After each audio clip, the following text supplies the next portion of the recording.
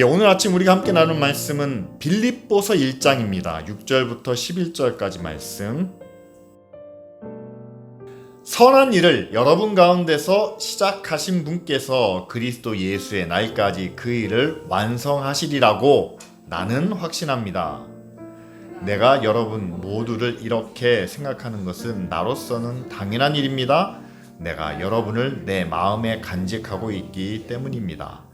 여러분 모두는 내가 갇혔을 때나 복음을 변호하고 입증할 때에 내가 받은 은혜에 동참한 사람들입니다. 내가 그리스도 예수의 심정으로 여러분 모두를 얼마나 그리워하고 있는지는 하나님께서 증언하여 주십니다.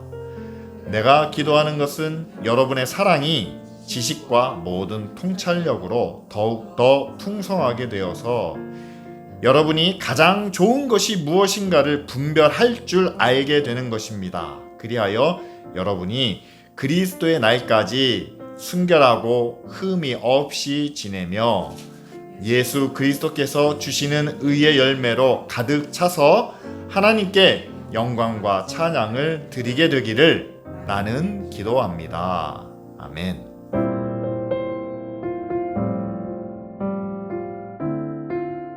새해 첫 주일 예배 때 저희가 빌립보서 1장 말씀을 함께 나눕니다. 빌립보 교회를 향한 바울의 사랑이 듬뿍 담겨져 있기 때문이죠. 뿐만 아니라 여러분, 빌립보 교회가 바울이 개척한 유럽의 첫 번째 교회가 아닙니까? 그리고 유대인들 중심이 아닌 이방인들 중심의 교회였다는 사실이죠. 그리고 우리가 읽은 본문에 나오는 것처럼 빌립보 교회를 세우고 난 다음에 계속해서 선교 여행을 떠나는데 바울이 여러 가지 고난과 어려움과 힘든 상황 가운데 놓였었다는 것을 우리는 짐작할 수 있습니다. 바울이 3차 전도 여행 때 다시 한번 빌립보를 찾지만 그러나 이거는 좀 스쳐 지나가는, 그냥 잠깐 방문하는 그런 일이었죠. 그렇기 때문에 바울이 그렇게 빌립보 교회를 향해서 3차 전도 여행 때 크게 신경을 써거나 돌보지 못했었다라는 것을 우리는 좀 추측할 수 있습니다. 자, 그런 빌립보 교회가 많은 사람들이 모이는 가운데 뿌리가 든든한, 그래서 믿고 맡길 만한 그런 교회였는가? 아니죠. 그것보다는 오늘 6절 말씀에 나오는 것처럼 너희가 나를 통해서 교회를 시작했는데 그것을 시작하게 하신 분께서 예수의 날까지 그 일을 완성하실 거라고 나는 확신한다 라고 말하죠. 왜냐하면 교회가 아직은 불완전하고 뭔가 아슬아슬 또는 위태위태 하지 않았을까, 우리는 그렇게 짐작해 볼 수 있는 거죠. 그래서 이것을 시작하신 분도 하나님이신데 주님이 다시 오시는 그날까지 하나님이 여러분들과 함께 하시기를, 또한 하나님이 여러분들을 완성해 주시기를 나는 확신한다 라고 이렇게 바울이 격려하고 또한 그들에게 믿음을 북돋아 주고 있습니다. 여러분, 정말 이런 메시지가 저와 여러분들에게도 필요하지 않을까요? 기쁜 우리 교회가 벌써 이제 몇 년만 지나면 20년째가 되어 갑니다. 그런데 시간이 지나면 지날수록 우리가 점점 든든히 서나아가고 점점 모든 것이 풍성하고 넘치는 모습이냐? 그러지 않을 수도 있잖아요. 계속 이 모습을 우리가 함께 유지하고 지탱해 나아가는 것도 하나님의 은혜인데, 그런데 우리 안에서는 불안한 마음이 들 수도 있다는 거죠. 저도 나이가 들어갑니다.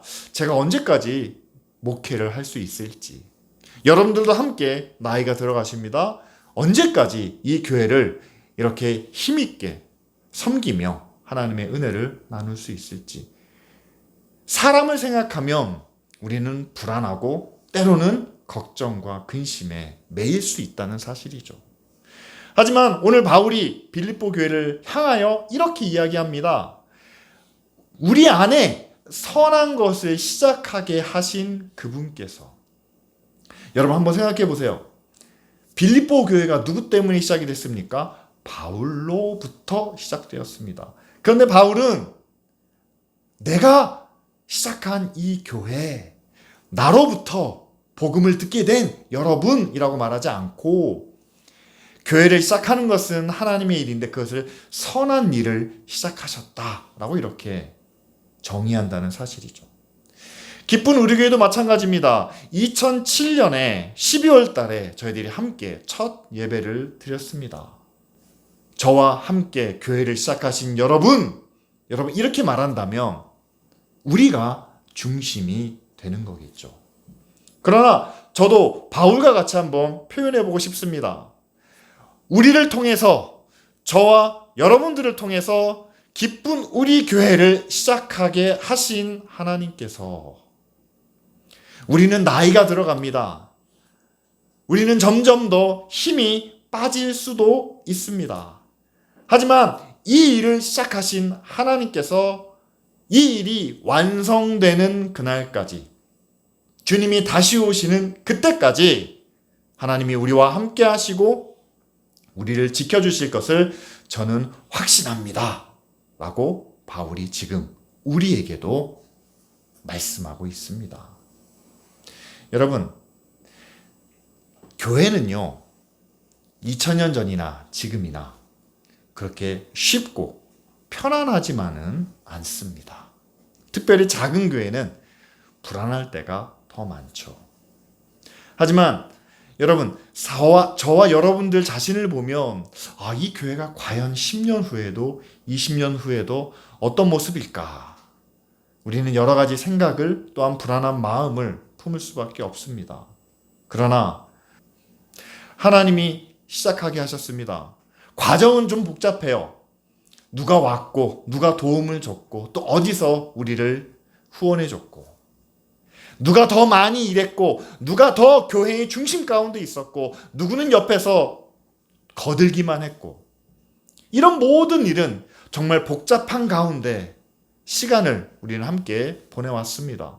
그러나 분명한 것은 이것을 시작하신 분도 하나님이시고 지난 오랜 시간 동안 지켜보시고 인도하신 분도 하나님이신 줄 믿습니다.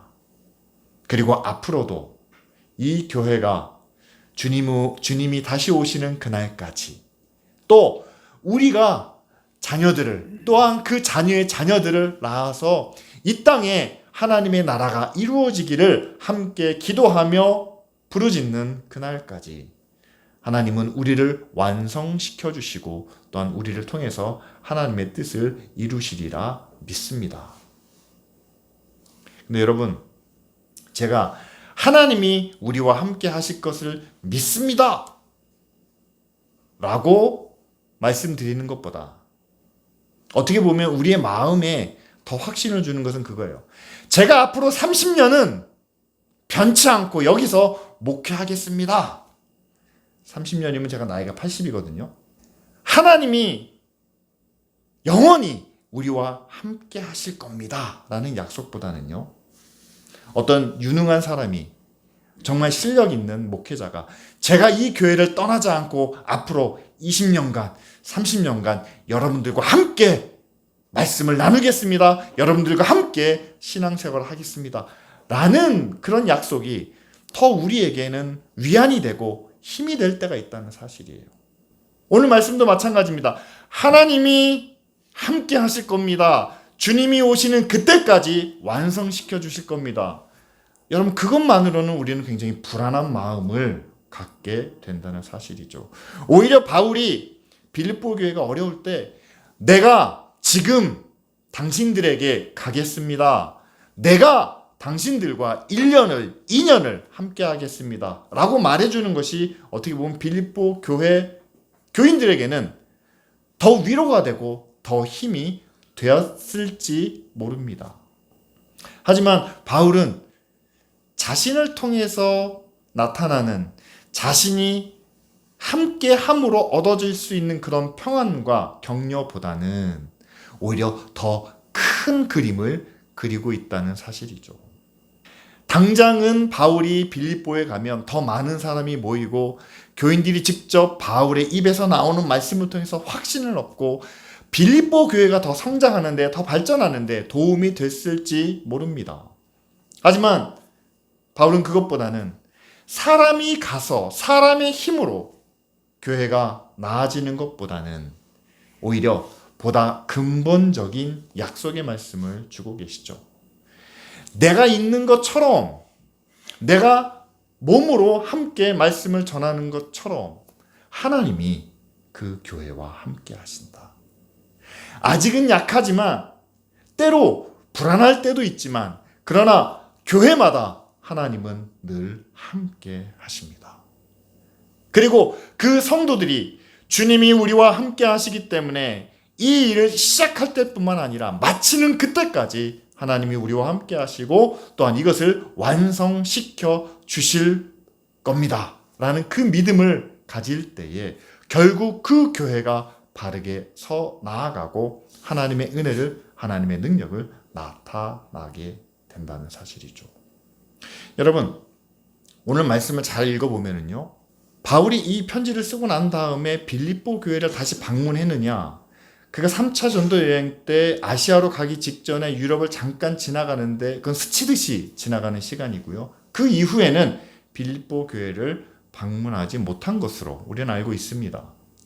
그런데 여러분, 우리가 함께 읽은 말씀 7절 후반부에 보면 이런 내용이 나와요. 내가 여러분을 내 마음에 간직하고 있습니다 라고 하면서 여러분은 내가 갇혔을 때나 복음을 변호하고 입증할 때에 내가 받은 은혜에 동참한 사람들입니다 라고 7절 말씀에 나옵니다. 이것은 무엇을 의미하냐면요, 바울이 빌립보 교회를 위해서 끊임없이 기도하는데 그 기도하는 이유 중에 하나는, 여러분, 바울이 선교를 하면서 많은 고난을 겪었습니다. 때로는 갇히기도 하고, 때로는 법정에 서기도 하고, 가난할 때도 있었고 어려울 때도 있었습니다. 근데 그때마다 바울에게 은혜를 베푼 이들이 있었는데, 편지를 통해서 아니면 사람들을 보내서 아니면 물질적인 후원을 통해서 바울은 은혜를 받았다라고 말합니다. 그런데 그 은혜에 이 빌립보 교회도 함께 동참했다라는 사실이죠. 그렇습니다. 빌립보 교회가 바울로부터 받은 은혜가 있기 때문에 그것을 기억했다는 사실은 분명하죠. 그런데 빌립보 교회가 정말 받은 은혜를 갚을 정도로 그들이 큰 교회였고 풍성했느냐, 우리는 알 수 없지만 그러나 그렇지 못했을 거라고 추정을 합니다. 아직은 작은 교회, 그래서 바울이 확신을 줘야만 했던, 하나님이 함께 하시기 때문에, 하나님이 여러분들과 함께 하시기 때문에 여러분들을 완성시켜 주시고 끝까지 함께 하실 겁니다 라고 그런 격려를 줘야만 했던 그 교회가 도리어 바울이 고난 가운데 있을 때, 바울이 힘들 때에 물질적으로나 마음으로나 또는 사랑으로 바울에게 은혜를 베푸는 그런 사역에 함께 했다라는 사실이죠. 우리가 누군가에게 은혜를 베풀고 사랑을 나누고 힘이 되어주기 위해서는 먼저 우리가 먹고 살만해야 한다라고 생각을 합니다. 그래서 우리가 큰 교회가 작은 교회를 돕는 것이 당연하다고 생각을 하고, 좀 잘 사는 사람들이 못 사는 사람들을 후원하는 것이 마땅하다라고 우리는 생각을 합니다. 하지만 하나님의 교회나 또한 믿음의 일들을 보면 그렇지 않은 경우가 참 많이 나타납니다. 오늘 빌립보 교회에서처럼요. 많고 적음이 문제가 아니죠. 가졌느냐 못 가졌느냐의 문제가 아닙니다. 바울로부터 받은 은혜가 있다면 그 은혜를 다시 갚기 위하여, 보답하기 위하여 그가 어려울 때, 힘들 때 그에게 은혜를 베풀었다는 사실이죠. 기쁜 우리교회가 시작할 때도 같은 마음으로 시작했습니다.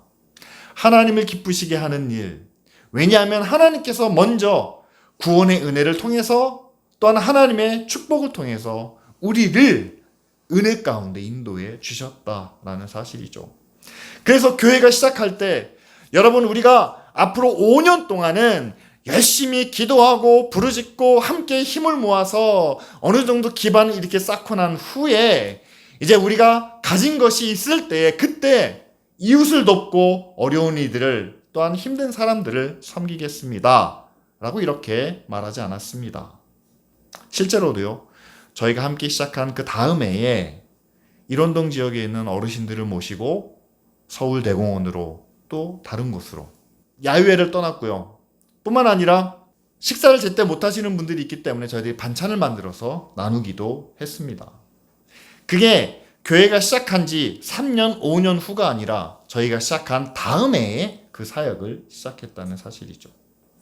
작고 약하기 때문에 하지 못하고 우리는 아직 그럴 만한 재정도 능력도 없기 때문에 먼저 우리 안에서 모아야 하고, 그런 모습이 오늘 빌립보 안에서도 또 기쁜 우리 교회 안에서도 보이지 않았다라는 사실입니다.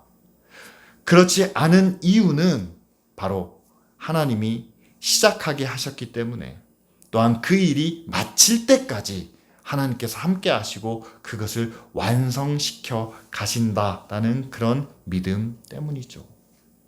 여러분, 이 믿음이 우리 안에서 계속되기를, 변하지 않기를 저는 바랍니다. 하나님이 2007년에도, 2008년에도, 2009년에도 함께 하셨습니다. 여러분, 시간이 되신다면 과거의 교회 사진이 있다면 한번 찾아보시기를 바랍니다. 그때 우리가 어떻게 하나님의 일을, 또한 하나님의 사랑을 우리가 함께 실천했는지, 그렇게 실천했던 그 모습이 지금 오늘날에도 우리 가운데 이어지기를 바랍니다.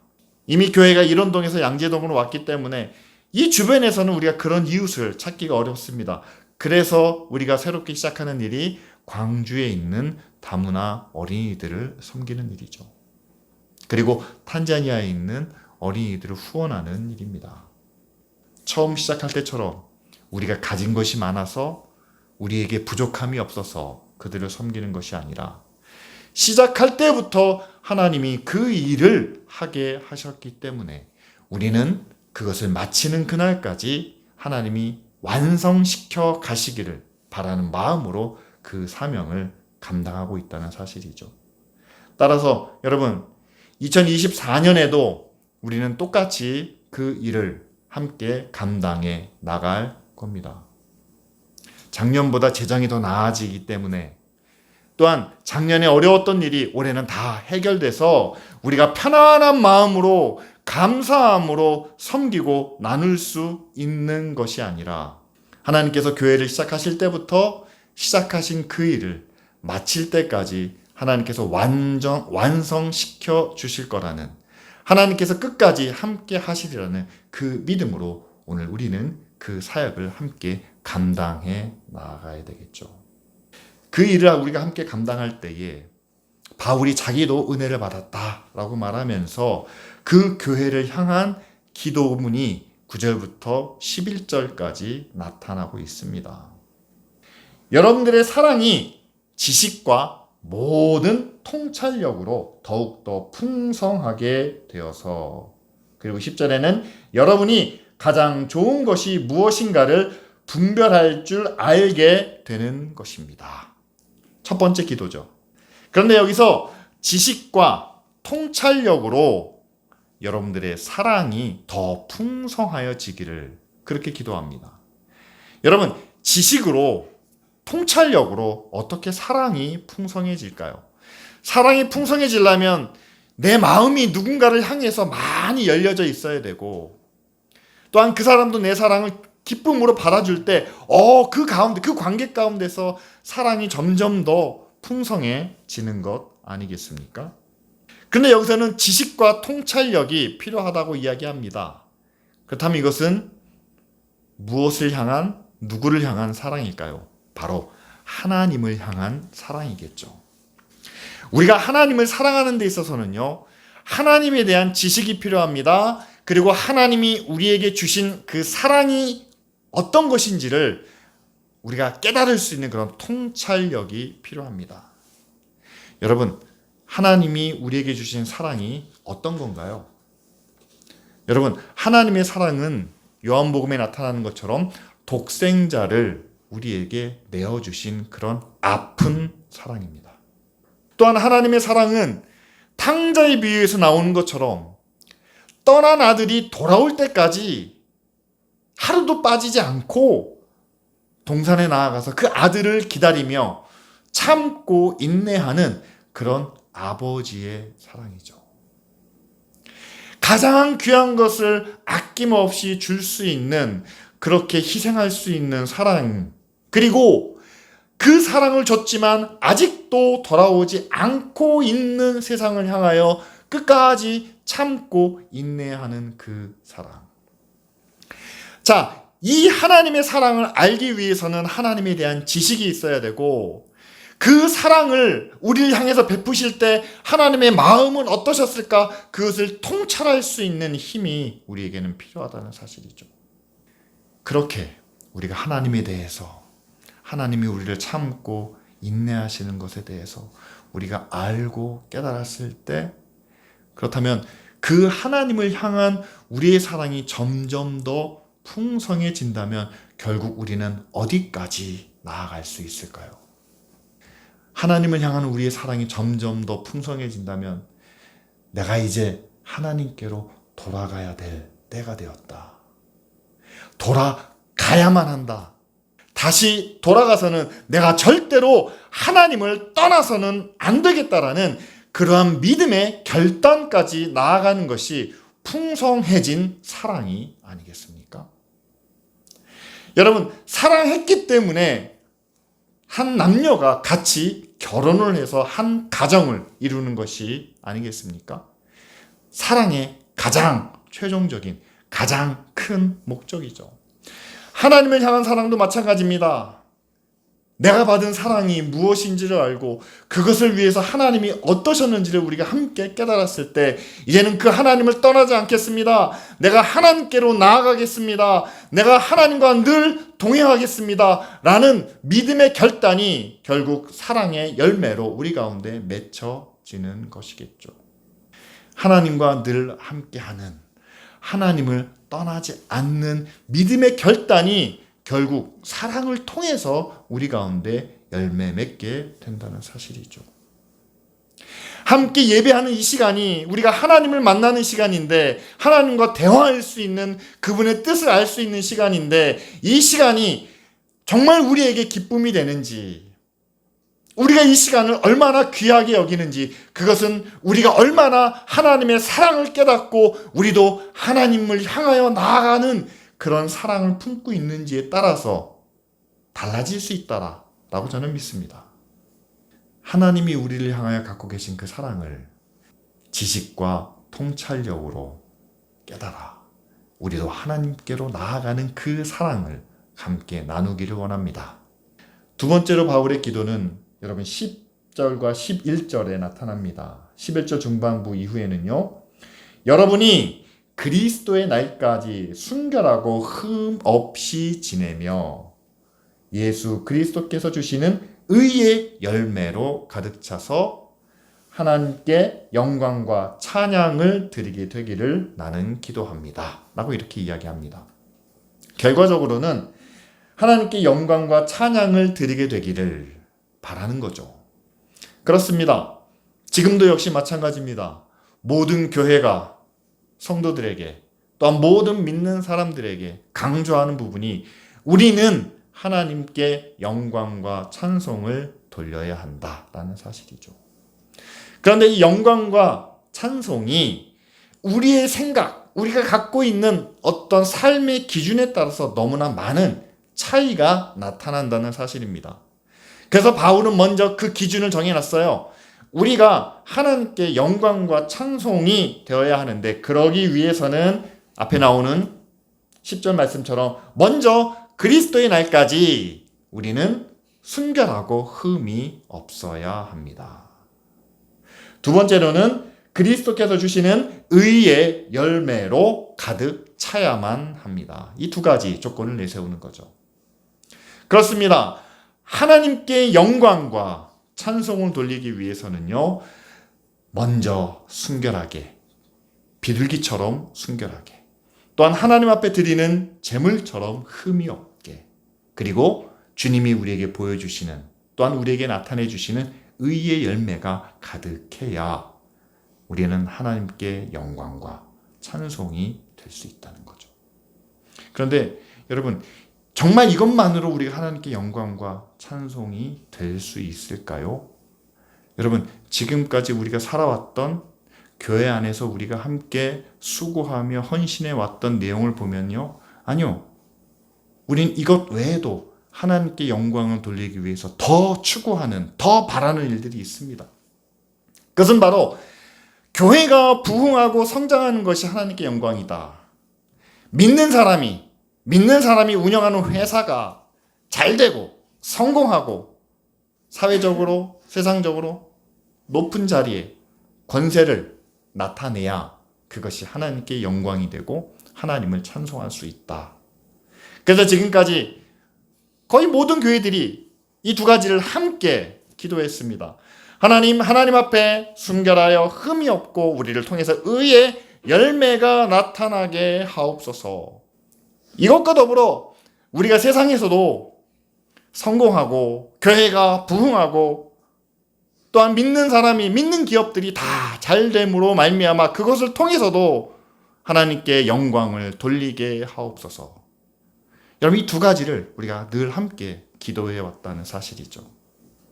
그런데 여러분, 우리는 이것에 이미 너무 익숙해져 있는지 모릅니다. 그래서 우리는 현실을 잘 모를 수도 있습니다.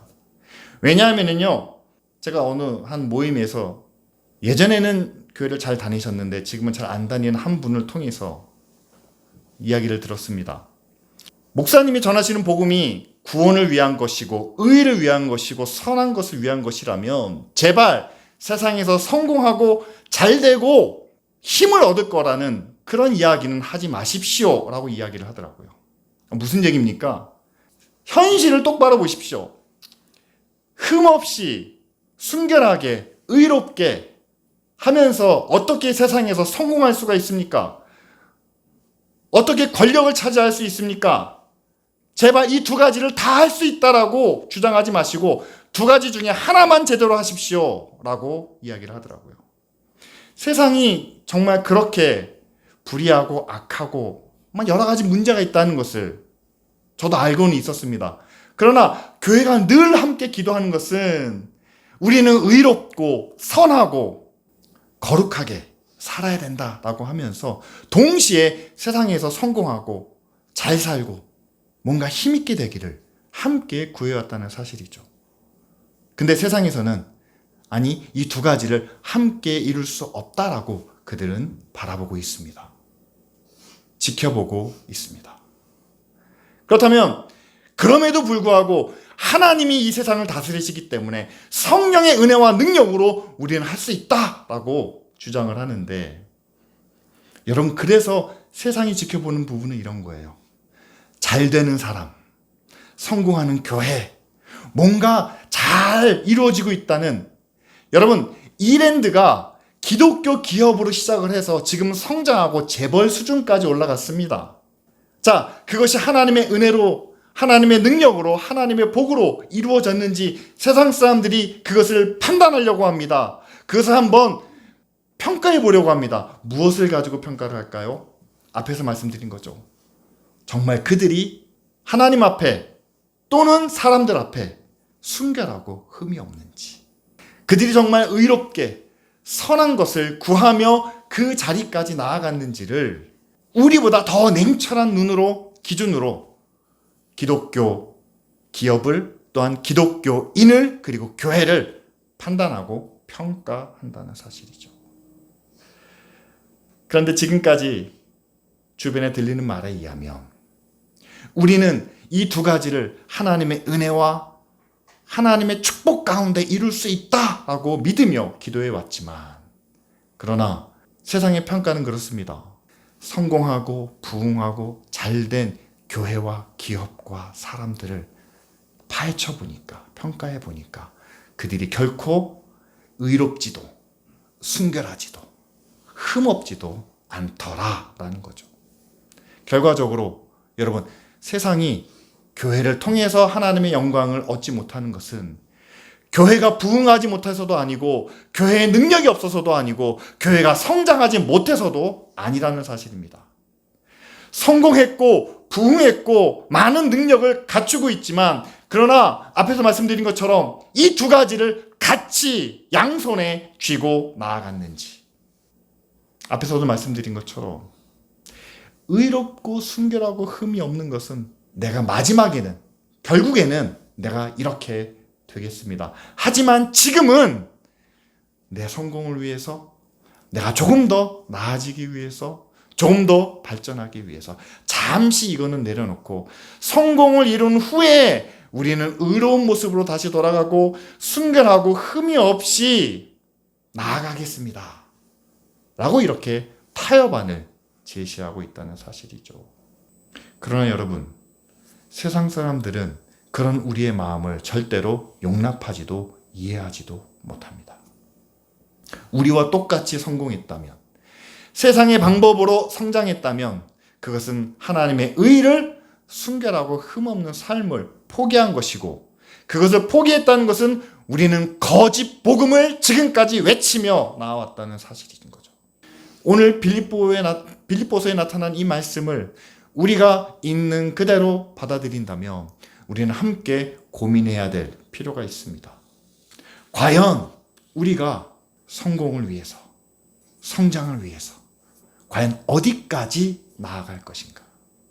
두 손을 펼치면서 의롭고 순결하고 흠없는 모습을, 그리고 나의 성장과 성공을 우리가 함께 쥐고 있다면 어느 순간인가 한 가지를 더 앞세워야 되는, 먼저 선택해야 되는 그런 때가 되었을 때 과연 우리는 무엇을 앞세우고 선택할 것인가? 기쁜 우리 교회가 새해를 맞이하면서 여러 가지 중요한 선택과 결단을 해야 될 상황도 있을 것이다. 저는 그렇게 예상합니다. 교회뿐만 아니라 이 교회와 함께 믿음 생활을, 신앙 생활을 해나가시는 여러분들도 여러분들의 삶의 현장 가운데서 선택하며 결단해야 할 일들이 있겠죠. 그렇다면 이 시간 오늘 빌립보를 향하여 기도하고 있는 바울의 모습, 그 모습이 지금 이 시대 가운데 있는, 이 자리에 모여 있는 기쁜 우리 교회를 위해서 하나님이 기도하고 계시는 그런 내용이 아닐까 저는 생각해 봅니다. 우리가 하나님의 영광이 되고 하나님의 찬송이 되기를 간절히 바라고 계십니다. 그리고 그 하나님은 우리에게 너무나 큰 사랑을 허락해 주셨습니다. 하나뿐이 없는 아들을 내어주시는 사랑, 그리고 끝까지 우리가 돌아올 때까지 참고 인내하시는 그런 사랑이죠. 자, 이것을 우리가 안다면 우리에게 가장 좋은 것이 무엇인지 깨달을 수 있는, 분별할 수 있는 그런 능력이 저와 여러분들 가운데 있지 않습니까? 하나님의 사랑을 안다면 우리에게 가장 좋은 것은 다시 하나님께로 돌아가는 바로 그것이 되겠죠.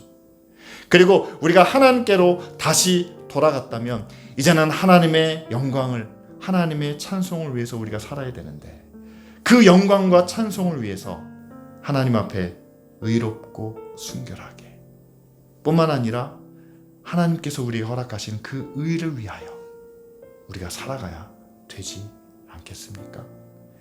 때로는 성공이, 때로는 세상에서 우리가 잘 되고 싶은, 뭔가를 이루고 싶은 그런 욕망이 우리 가운데 있을 수 있습니다.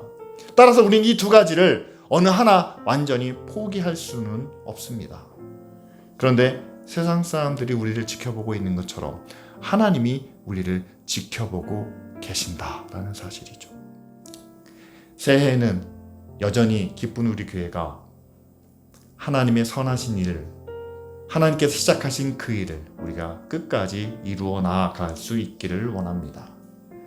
성도님들도 각 가정 안에서 여러분들이 목표한 일들을 하나씩 세우시고, 그런데 그 목표가 하나님의 선하신 뜻 안에서 흠없고 의로운 방법으로, 또한 하나님이 기뻐하시는 방법으로 이루어지며 성취되시기를 기도합니다.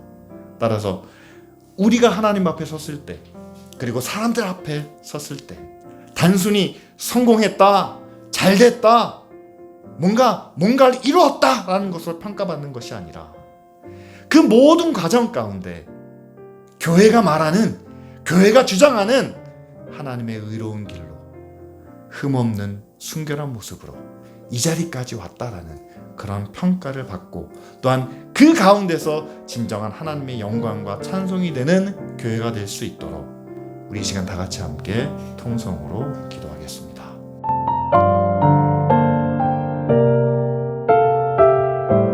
하나님, 기쁜 우리 교회를 시작하신 하나님께서 이 교회가 완성되는 그날까지, 주님이 다시 오시는 그때까지 함께 하시고 이끌어 주실 줄 믿습니다. 우리를 통해 시작하신 선한 일과 나눔과 섬김이 아버지 새해에도 계속되게 하시고, 이를 통해서 하나님이 기뻐하시는 구원의 열매가, 또한 세상을 비추는 빛의 열매가 나타나게 하여 주시옵소서. 기도합니다. 하나님 안에서 우리가 흠없고 순결하여 뿐만 아니라 의의 열매가 넘쳐서 세상 가운데 하나님의 영광이, 하나님의 찬송이 되기를 원합니다. 세상 사람들의 기준에도 미달되는, 하나님 앞에서도 부끄러운 교회가 되지 않게 하여 주시옵소서. 하나님의 영광과 세상의 성공 두 가지를 양손에 들고 고민하지 않는 저희들 되게 하여 주시옵소서. 우리에게 가장 좋은 것이 무엇인지 바르게 판단할 수 있는 그런 넘치는 사랑을 우리 가운데 베풀어 주셔서 하나님을 향하여 믿음의 목표를 세우고 나아갈 수 있는 저희들 되게 하여 주시옵소서. 예수님의 이름으로 감사하며 기도드립니다. 아멘.